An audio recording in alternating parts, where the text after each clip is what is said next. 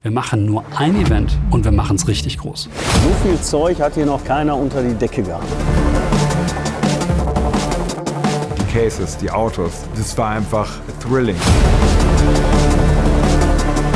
Wir sind reichlich aufmunitioniert.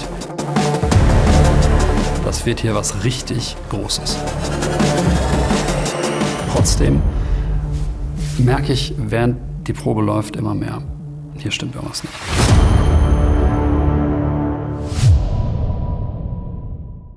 Wir waren ja, ich sag mal, mit den Autos gut eine Woche, etwas mehr als eine Woche vor Veranstaltungsbeginn fertig. Und dementsprechend hatten wir halt ein relativ, ja, ich sag mal, wirklich stürmisches Sommerloch, wo eigentlich viele Leute nichts zu tun haben, wo wir ganz viel zu tun hatten. Der Weg dahin, der ist natürlich immer ein bisschen aufregend und von Ups und Downs geprägt. Aber das ist das normale Leben in der Entwicklung. Manche Sachen funktionieren gut und manche Sachen funktionieren erst, wenn man ihnen gesagt hat, dass sie gut werden müssen.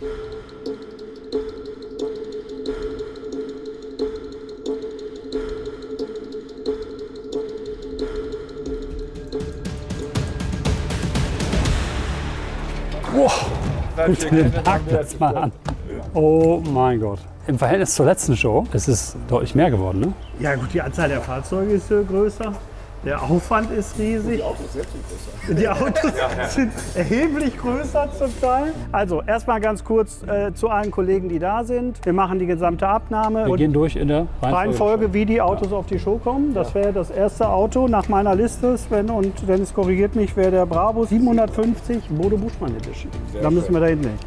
Dass wir in den letzten 4, 5, 6 Jahren einfach nochmal auf ein anderes Niveau gekommen sind. Da haben wir uns nochmal sehr stark weiterentwickelt. Wir waren eigentlich schon immer guter Dinge, dass wir gute Sachen da hinstellen.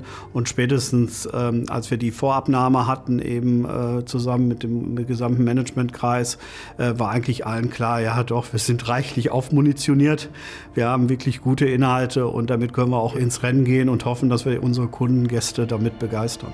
So, bevor wir jetzt, glaube ich, noch mal zu den Details beim Auto kommen, Konstantin. Es gibt noch ein wichtiges Detail final abzustimmen. Dass wir wieder jetzt eine Neuauflage, Recreation Sven, der alten berühmten Evolution des berühmten Brabus Monoblock 2, Dreispeichenrades haben. Das ist jetzt auf dem Fahrzeug in einer lasierten, also Shadowchrome lasierten Version. Ich sehe schon, ihr habt hinten nochmal eine schwarze. Genau. Wollen wir auf die Show gehen mit zwei unterschiedlichen Rädern? Da muss ich sagen, genau das ist das Thema. Sorry dafür. Wir haben ja im Moment noch keine Serienlieferung. Die kommt jetzt erst Anfang nächsten Monat. Das heißt, wir haben entweder jetzt eine Entscheidung, wir machen rundherum die Shadow-Chromräder-Variante drauf oder eine Seite, welche auch immer. Wir haben ja während der Show VIP-Sections auf beiden Seiten. Auf beiden Seiten. Es gab während der Show viele versteckte Details. Und eins meiner Lieblingsdetails war, dass wir auf dem SL Bodo Buschmann Edition auf beiden Seiten unterschiedliche Räder montiert hatten. Auf der Beifahrerseite waren die Räder schwarz, weil auf der Seite sehr, sehr gute Freunde meines Vaters saßen und auch meine Familie. Und der das Auto genauso gefahren hätte. Und auf der anderen Seite hatten wir die Mono 2 in Shadowchrome montiert, weil es schlicht und einfach das aktuellste Finish ist, was wir im Angebot haben.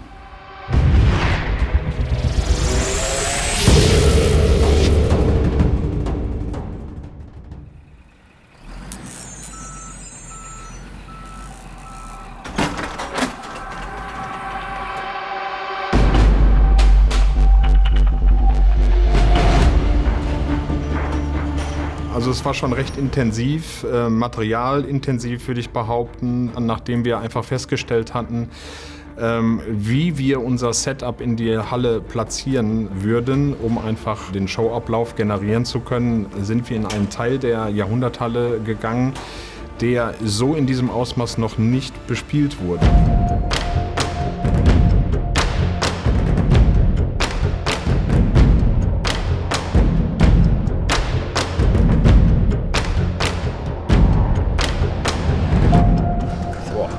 Sieht ganz anders schon aus, ne? Ja. Da siehst du aber auch was. Aber zum Thema, wir haben eine riesige Logistikfläche. Überhaupt keinen Platz mehr. Kannst du alles auf dem Papier machen, du kannst dir alles auf dem Rechner angucken, eine Größenvorstellung irgendwie kriegen. Aber wenn du dann drin stehst und siehst wirklich, wie 1000 Menschen, das ist ja wie ein Ameisenhaufen, hier, ohne die Menschen beleidigen zu wollen, also ganz im Gegenteil. Fleißige Ameisen sozusagen. Und alle bauen hier irgendwie was auf, das läuft, das funktioniert und du siehst nach 2 oder 1,5 Tagen, siehst du schon eine halbfertige Location, um es mal einfach mal zu sagen. Ne? Es war ja so exorbitant von der Dimension dieser Location und die Cases, die Autos, die Menschen und so weiter. Das war einfach thrilling. Ich bin jetzt echt mal gespannt, wie die Technik da aussieht und wie weit die Jungs und Mädels sind, wenn wir da gleich ankommen.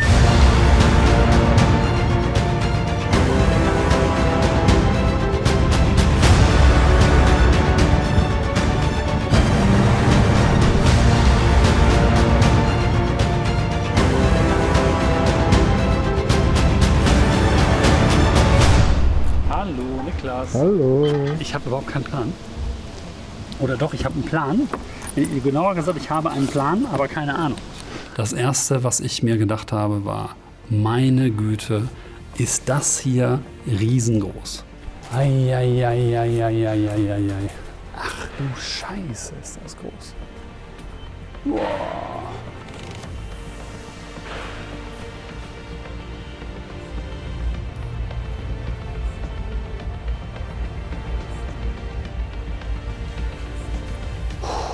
Mit der letzten Jahr nicht zu vergleichen, ne? Oh mein Gott. Ich bin in die Fläche gelaufen, wo die Aftershow-Party aufgebaut wurde. Und links davon war die Logistikfläche für die Fahrzeuge. Und das Erste, was ich wirklich dachte, war, oh mein Gott. Das hier ist 10-mal so groß wie die Show im letzten Jahr. Ich hoffe, wir kriegen das alles auf die Reihe. Ist das riesengroß. Oh. Okay, jetzt verstehe ich es auch. Logistikfläche, Showfläche, Aftershowfläche. Publikum kommt hinter dem ganzen rein, Tunnel. Roter Teppich, Eingangsbereich, Registrierung. Ja. Alles klar, wenn man hier drin ist, ist sofort klar. Ja, am Ende ist das unsere Bühne, ne? Was ist hier los? Das ist einfach next fucking level hier. Unglaublich. Geil, ne? Wie eine eigene Stadt. Ich hab gerade gesagt, ich krieg richtig Pumpe hier. Ich hab richtig. Unser Bull, Zipper. Ja. Alles, im Moment sind alles Muster, ne, die wir haben, richtig? Ja, also wie gesagt, ich bin auch mit manchen Details einfach noch nicht zufrieden. Ja, geht alles sehr in die richtige Richtung. Einige Teile sind wirklich so gut, dass ich sage, okay, cool, ja. Eine Sache ganz wichtig. Wir haben 3 Models im Auge. Wir haben eins geplant für das Stefanier. Wir haben aber alle 3 jemand anders im Auge. Wir würden gerne morgen früh die 3 zur Anprobe, weil wir wollen die sich da drin am wohlsten fühlt, die das lebt, das Kleid. Also die brauchen wir. Und Schuhe müssen wir, wir haben richtig große Schuhe aus. Da müssen wir mal gucken, was wir da Für dich haben wir auch noch. Weil du hast doch mal gefragt heute wegen der Show, was du tragen würdest. Und da haben wir die Show dann. Ja, war richtig geil für dich, kommt drauf. Ja, also wirklich. Vor allem, wenn ich dann umknicke nach 10 Metern, ist super. Eins der absoluten Marketing-Highlights vor der Signature Night war das Interieur vom Brabus 600. Das war super, super prägnant, super überraschend, wenn man die Tür aufgemacht hat. Und aus diesem Interieur wollten wir unbedingt ein Kleid fertigen, um das Interieur nach außen zu bringen und erlebbar zu machen. Und somit gibt es das erste Brabus Couture-Kleid. Die Gitter hinten, ne? Machen wir da noch was drüber, oder? Lass uns mal gucken, wenn die bestuhlt sind. Ja, weil die sind sehr schön. Ja, im Moment ist nichts geplant, aber wenn das Licht runterfährt. Also ich hätte da gerne Mollton drauf. Ja, dann Die nimmst sehen sehr, sehr schäbig aus. Abnehmen kannst du sie nicht, weil du brauchst wegen der Höhe. Die sind sehr, sehr hässlich. Muss man natürlich ein bisschen zaubern, ne? Aber Ja, mit bisschen Teppich, ne? Bis auf das Wort bisschen Ist richtig. ja, nur die Lösung kennen wir direkt. Aber das macht einen riesigen Unterschied, wenn du hier... Danke. Ja, auf Tisch macht es einen hochwertigeren Eindruck. viel hochwertigen. Das ist das ganz große Lego-Technik-Set. Das ganz große. So viel Zeug hat hier noch keiner unter die Decke gehauen. Es gibt 3.500 Cues, also 3.500 Lichtstimmungen, die nacheinander abgefahren werden. Wir haben die gesamte Lichtshow digital vorvisualisiert zum Beispiel. Das war alles schon vorprogrammiert, weil du kannst nur praktisch bei so vielen Fahrzeugen, dann noch Models, so viele Fahrbewegungen, so viele Punkte in der Dramaturgie, die gesteuert werden müssen, das kannst du nur machen, wenn du mit, ich sag mal, 95% ready dahin gehst. Das haben wir alles schon vorher gemacht, in den letzten 3-4 Wochen, in einem Pre-Programming, wo man dann halt einen Rechner hat, der dann halt hier dieses Set nachstellen kann. Das heißt, man sieht das alles schon vorher und hier ist es dann halt eben live, in echt, in Farbe. Es ist leicht eskaliert, Herr Wilson. Nee, ja, überhaupt nicht. Leicht eskaliert. Ich glaube, dass unser Publikum uns das... Ich arbeite noch an meiner Taktik, wie ich das dem Stefan erkläre. Ach, setzt den einfach auf einen guten Platz. Das kann ja auch gar nicht sein, dass man zu allem Ja und Amen sagt, aber es gibt eben im Vorhinein ja bei uns ein System, wo wir Budgets festlegen und so weiter. Und in dem Zusammenhang war ja der Event der Signature Night 2023 natürlich im Detail geplant, auch mit entsprechenden Budgets. Ganz total hier.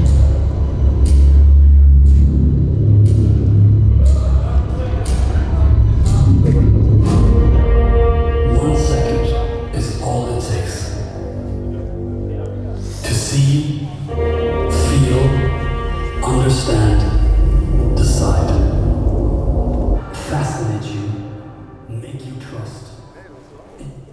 Hey! Hey!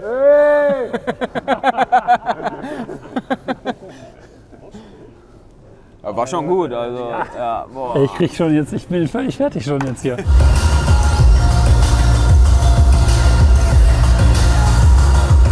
Alter, ist das geil, ey. Das ist smart. Das Fahrzeug bleibt in der Mitte stehen.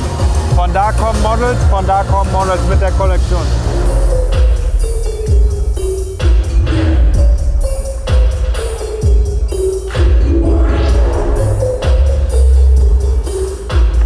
Der Aufbau war ja durch die Medien auch stark vorgegeben und dadurch war es dann vor allem wichtig zu gucken, wie passen die einzelnen Bestandteile zusammen, wie funktionieren die Übergänge. Wenn man eine Show hat, die wirklich Leute mitnehmen soll, das ist so ein bisschen bei mir so eine Passion, weil ich ursprünglich Sounddesigner bin. Das heißt, wir fangen sehr oft mit einem Soundtrack an und wir haben die ganze Show auch wie einen Film praktisch aufbereitet. Das heißt, als allererstes haben wir angefangen, die Musiken zu suchen und eine akustische Dramaturgie zu bauen. Das ist einen kompletten Vorsprung, schon, als wenn du schon 3 Runden Aufgaben Genau, und du schaffst also die Komplexität, die wir jetzt im Lichtdesign haben, schaffst du niemals on Location in 2 Tagen. Das ist immer so, du musst die Hausaufgaben vorher machen, damit du dann, genau. Wie eine Mathe-Klausur, ne? Vorher geübt, kommst du hin, das kannst du abschulen. Habe ich nie gemacht, Leute. Habe ich nie gemacht. Kleines Secret über Malte. Malte hat in Berlin gerade die Yves Saint Laurent Show gemacht. Ja, und Malte ist unser Ablaufregisseur. Also Malte ist mit einer der wichtigsten Leute hier. Ja, absolut. Das heißt, Malte ist derjenige, der alles koordiniert, der alle am Funk hat, der das Licht, den Sound, die Sequenz der einzelnen Elemente zusammenbringt. Dann natürlich auch wirklich diese wesentlichen Vorbereitungselemente, auch einen Probenplan zu entwickeln, die Choreografie zu erarbeiten für die Models. Wir hatten ja nicht nur Autos, die gefahren sind, sondern auch Models. Und das muss passen, der muss genau wissen, was er tut. In einer totalen Ruhe. Einzelne Systeme spielen noch nicht, also bitte nicht wundern, wenn es auf der einen Seite grün und auf der anderen orange blinkt, entscheidet euch bitte für das, was sich richtig anfühlt, das andere wird nachziehen. Wir werden gleich zum ersten Mal die komplette Show einmal durchgehen. Noch ohne Auto? Noch ohne Autos, ohne Models. Aber so, dass wir alles, was an begleitenden Elementen, Show-Elementen da ist, schon testen. Und morgen ist dann der Tag, wo wir proben mit Models, mit Autos. Fitting wird gemacht, wir gucken uns jedes Detail einzeln an. Und zum Schluss müssen wir auch den Aufbau in der Aftershow-Party proben. Ja, also ab jetzt ist Probe. Und das wird noch ein ganzes Stück Arbeit mit 1, 2 längeren Abenden. Alles klar, dann würde ich sagen, 3, 2, 1.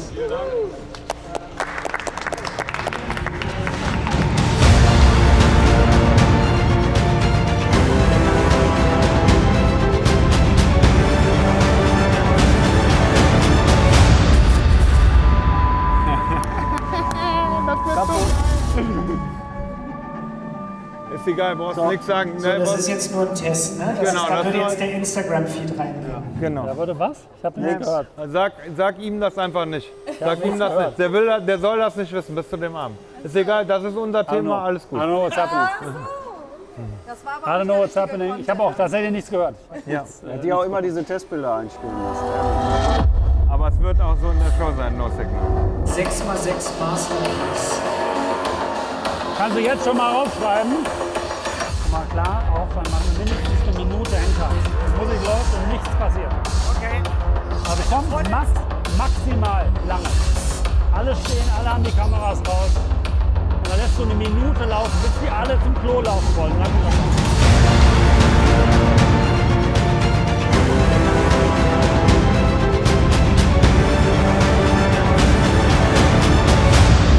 Jetzt kommt der Konflikt.